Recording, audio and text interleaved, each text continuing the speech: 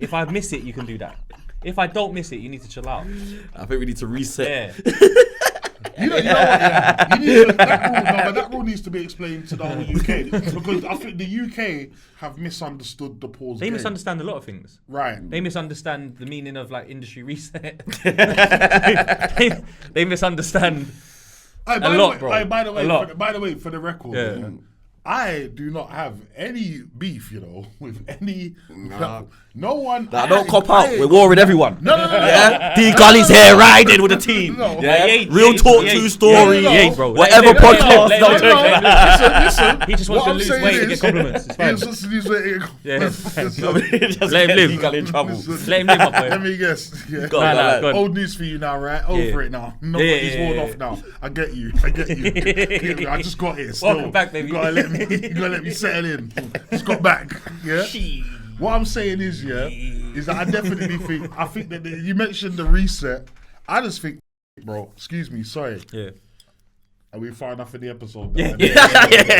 We passed the window. Alright, cool. I just think, damn, bro. Let's talk about it. Like, Should we talk about the reset for real? Let's do it. bro, I think we Because there's been a few things going on. I think that the industry needs to always have new blood. Always needs to have new people coming through. Sounds like a sacrifice, bro. I hear it, bro. But we need new people coming through because that's how it continues to sustain itself. Yeah, 100%. And I think that people shouldn't gatekeep and block other people out. I think everyone should get their fair shake. Pause. And so, There you go. Good pause. It's a good pause. thank you. Tidy. Appreciate it, bro. I'm not necessarily of the belief that platforms need to die. Yeah, bro. Yeah. People, Do you get what I'm saying about they misunderstand people it? need to be wiped out. Like, I'm not saying that. I respect those who feel that way because we all have freedom of speech. But what I'm saying is, I'm just here for the part of the inclusion. Yeah. I'm just here for Just the part balance out where the playing field just kind of thing. My brother. There we go. I'm with you. Let Yeah. us all just get a look. Yeah. Is all I'm saying. Yeah. And if you like it, I don't wanna you love wipe it. no If you one don't, out. you don't. Do you know what, bro? Is it? I like the way you said that, bro. Thank you, bro. Now you know why? Because a reset to me in the industry doesn't mean pop down someone's thing. No. It means let's level the playing field and get back to like, I want to be very, very clear where I go with this, right? Because I'm gonna say something, right? Yep. Look at you. I'm ready. So, you know, you don't know where I'm going, bro. I know you thought you knew where I was going, pause, but you don't. Yes. So Posty called me. Oh, I did not know where you were. Yeah. going. No. So I got the call All right. from Posty. And the industry ready. After no, listen, he watched our last episode Oh yeah. Okay. and he said, bro, just want to like ask you a couple of questions because I kind of got what you were saying, but there was a few things where I was surprised with the reaction. So just like maybe like I want to get your opinion on it. And I was like, yeah, let's chat, man. Like let's talk. So we spoke. So we had a long conversation. Well, not long, 15 minutes, whatever. Decent time, you know what I mean? But you know me. I'm a straight shooter, pause. Like I don't do all of the it's what you want to hear thing, and I'm not really on that. And that's why a lot of people don't like me because I just keep it thorough. I'm very direct as well. So I said what I said. He said what he said, and he was like, "That's interesting to hear it from that angle and whatnot, that perspective." And then he said, "You know what? I'm gonna tell you about the gala. I want to tell you like a bit more about it. Have you got?" Yeah. I said, "We're on the phone. Talk. Let's go." So he said to me, "You know, a lot of people don't know that the Grm Gala is just his party.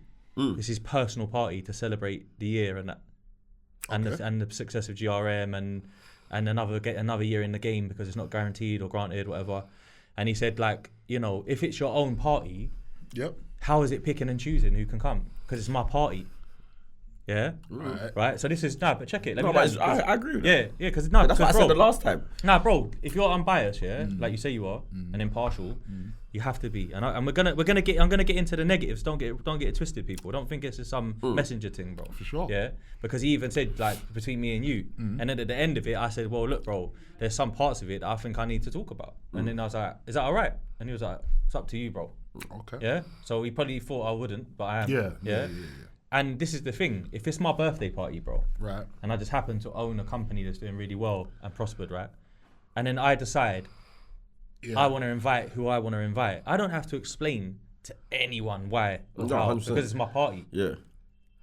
Go on, say your thing first before I finish off. Go on. Yeah, it's a devil's advocate statement. Yeah, go on, let's go. Yeah, Let's talk about it. So I just think that I think where people are going to take exception with that is that the company that you own is represented as a UK flagship brand, which essentially the whole country feel a part of, which is something that I touched on in the last episode. Yeah.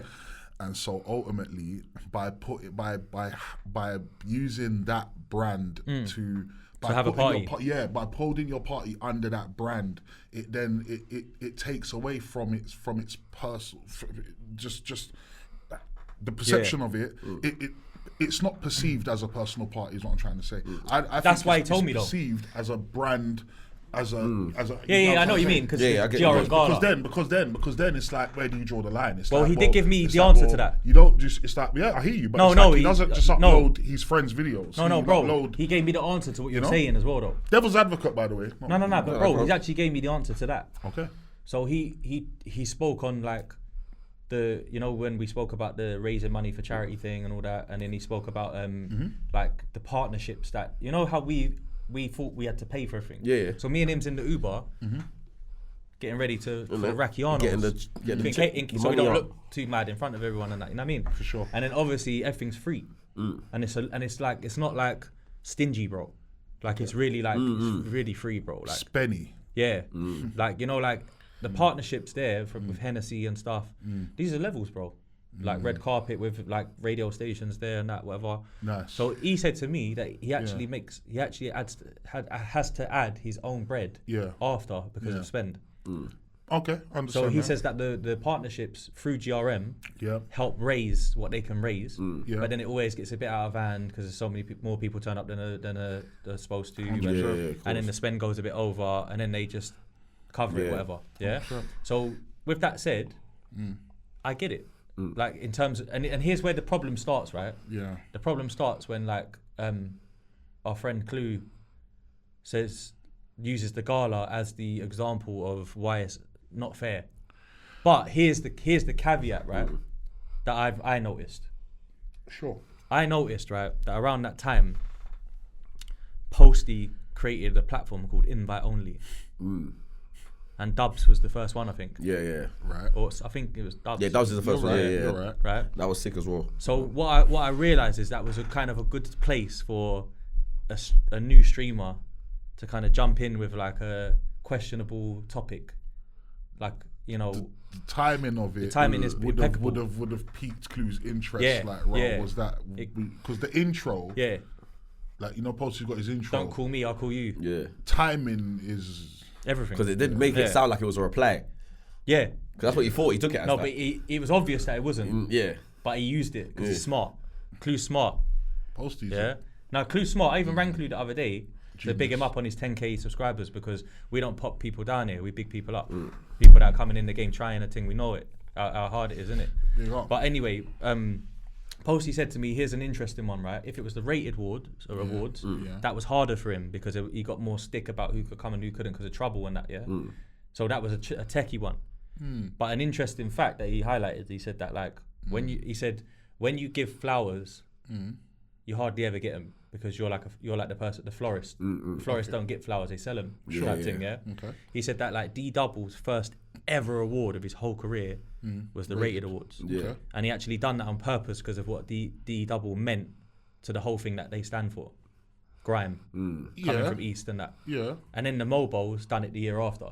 What gave Double? Gave him his yeah. Do you get it? And then he's like, and then obviously people like to kind of get at him over like the Leo Cohen thing. What's his name? Leo Cohen thing. Leo Cohen, yeah. But he said, but it's just a picture of him giving him an award from YouTube because it's the first award he's ever received in his life. Right.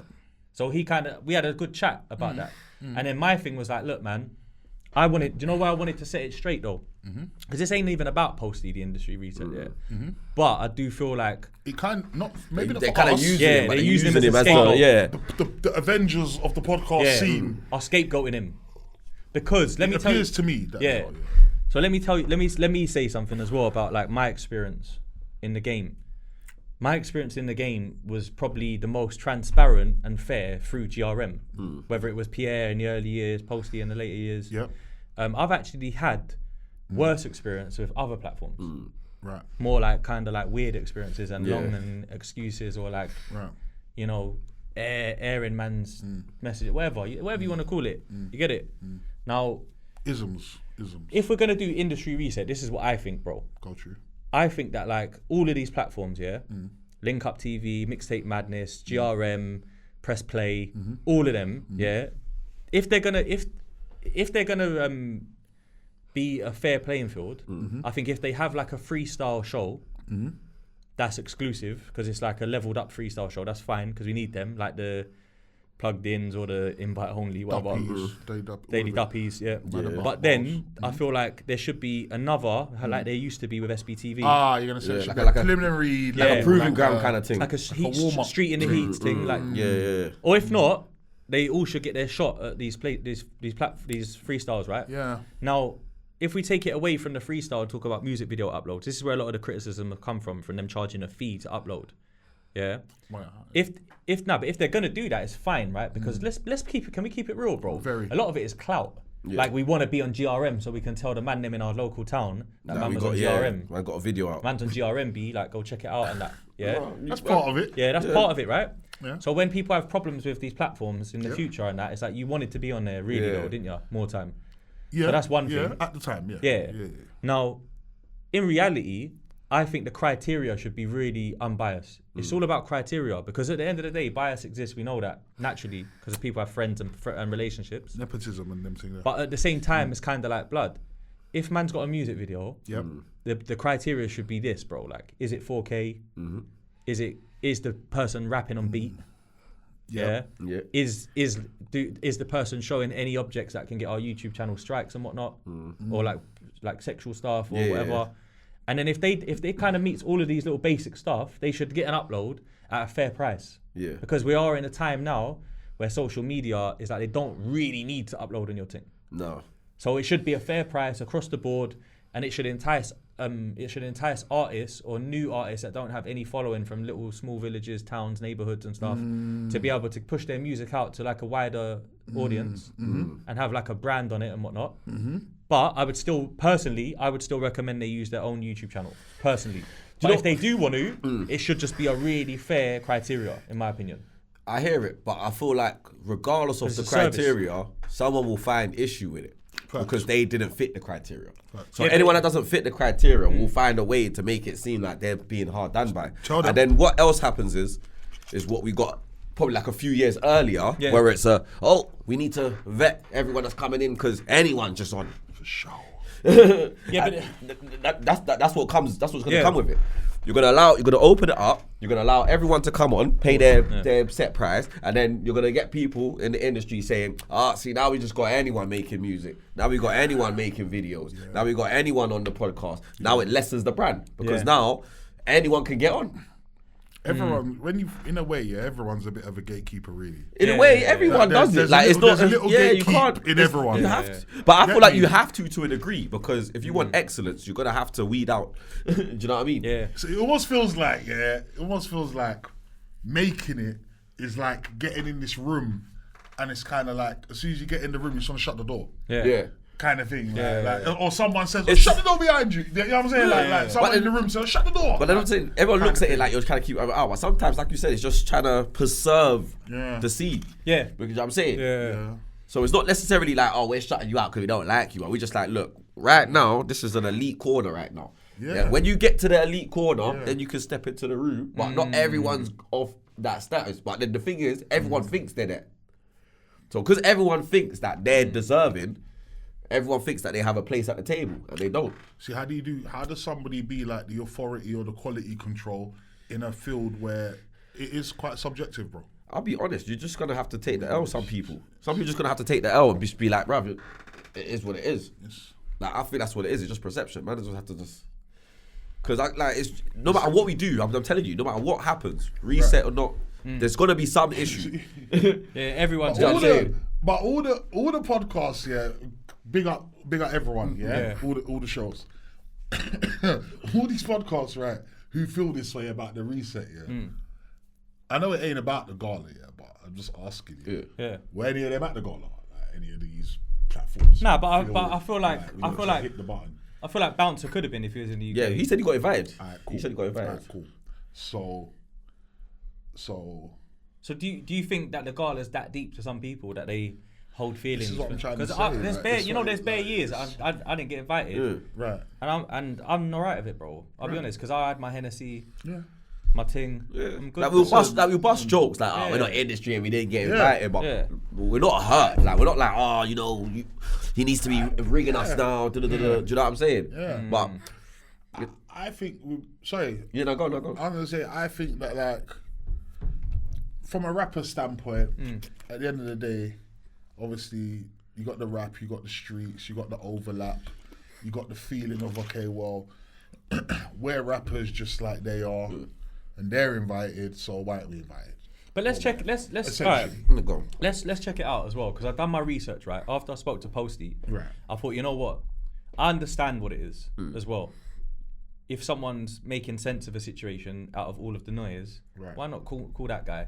Right. Yeah, I get it. So then I sat back after listening to Posty on the phone, and Posty's always been a sound guy, bro. He's never been weird to me. You know, like how people paint him to be some like higher up industry guy. Like he's just someone that I think. He's very laid back. I always find it quite easy to talk to. He's a very laid back guy. And he's successful, and success breeds hate. Of course. Right, first off. However, you know, if you're just, he's one of, out of all these platforms that kind of set way in, God bless Jamal, he's gone. Unfortunately, we never know where he would have got. God bless him. May he rest in perfect peace, bro. But like, Posty's out here on a flossy thing, innit? Like living nice. Yeah, let's just say comfy. nice. Yeah, comfy. Yeah, rich now. Yeah. And a lot of people don't like that. Fair enough, right? Well, not fair enough. Well, they don't like. Well, is it that what they don't like really is that they ain't got it. Yeah, which is why, it's why hate breeds success. Which is like, it don't matter who. But though, I done my research, right? My due diligence. Okay. And I went back and I found like rappers that don't get along in real life, you know, like that. If they saw each other, it could be a real issue. Okay. And I saw how many uploads they all had on GRM. Like, I done my checks, bro. Yeah. And he wasn't doing the sides thing. Yeah. There's a lot of C-Biz videos on GRM Daily with the gold stickers and that. Yeah. Yeah. But there's a lot of scraps ones. Yeah. I also checked the South Utes and that, like the East Utes, brother, it's impartial, and it's if the song's hot, the video's hot, or if you've got a bars following, you can get the yellow, the premiere, the gold. If you ain't, you can pay still, submit it. I know. If you could pay, that always feels like a knock. It always feels like also. That's the thing as well. Yeah. Where can you have platforms where even if you pay, it's like it doesn't mean you're not. It doesn't mean people don't rate you. It doesn't mean that you're lesser than whoever. It's just like everybody pays to play. Yeah, but people, like I said, I think people gotta understand that it, like you said, all of this costs money, innit? Do you understand it? So they gotta make it somewhere. Do you know what I mean? So if you have to pay a little change to get your thing. So here's another thing. I'm glad you lot, the way you lot talk here, I love it, man, because you lot actually like lead to the points I'm thinking about. No, it's beautiful. It's actually poetry in motion, because I saw a comment on Bouncer, he was going mad, saying that GRM basically used Sinner's podcast had some not so nice comments about Posty.